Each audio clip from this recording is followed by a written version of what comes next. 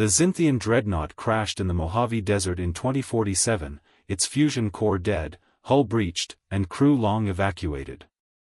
By galactic standard protocols, the wreck was unsalvageable, a 200 million-ton paperweight.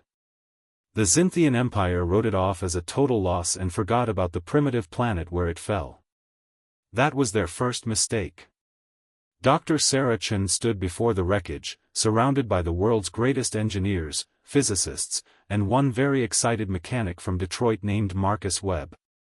"Gentlemen, ladies," she said, grinning like a kid on Christmas morning, "we've got ourselves a project." The global scientific community descended on the crash site like locusts.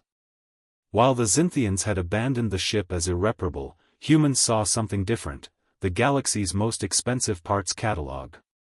The fusion core was dead, but human nuclear engineers reverse-engineered it in 6 months. The hull was breached, but metallurgists discovered the alien alloy could be melted down and reforged, something Xinthian doctrine said was impossible. Marcus Webb became a legend when he looked at the ship's immobile weapon systems and said, "Y'all know what this needs?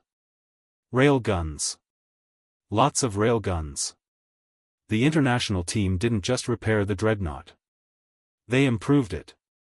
Chinese engineers integrated quantum computing into the targeting systems. Russian weapons specialists replaced the depleted energy cannons with human-made plasma accelerators that fired twice as fast. Indian programmers rewrote the AI from scratch, giving it tactical protocols based on human military history, thousands of years of warfare the peaceful Xinthians had never imagined. The Japanese contributed the piece de resistance, experimental graviton pulse weapon that could create localized singularities.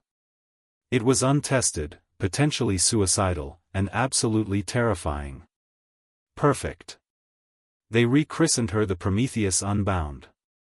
12 years after the crash, the Xinthian Empire returned to Earth, intent on reclaiming their lost vessel and subjugating the primitive world that had dared touch their property. Fleet Commander X-Whalerath led 200 warships into Earth's orbit, confident in their overwhelming superiority. "Primitive humans," X-Whalerath broadcast, "surrender the stolen vessel immediately or face." The Prometheus Unbound rose from Earth's atmosphere like an avenging god. X-Whalerath's 4 hearts stopped. It was impossible. The ship had been dead. Yet there it was, shields blazing with energy signatures that exceeded Xinthian specifications by 40%, weapons hot, and broadcasting a very human message. "This is Captain Maria Rodriguez of the United Earth Defense Force. You abandoned your trash on our planet. We fixed it. Finders keepers." The Xinthian fleet opened fire. The Prometheus didn't dodge, it didn't need to.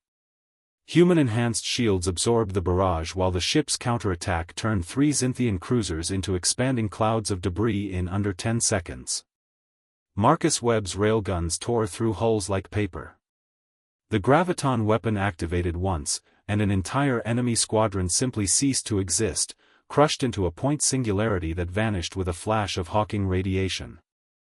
X-Whalerath watched in horror as his fleet disintegrated. "What have you done to our ship?" Rodriguez's response was cheerful. "Made it better.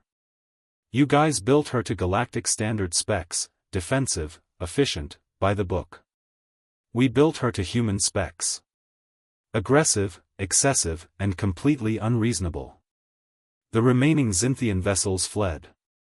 X-Whalerath transmitted an emergency report to the Galactic Council: "Humanity has weaponized our technology beyond theoretical limits.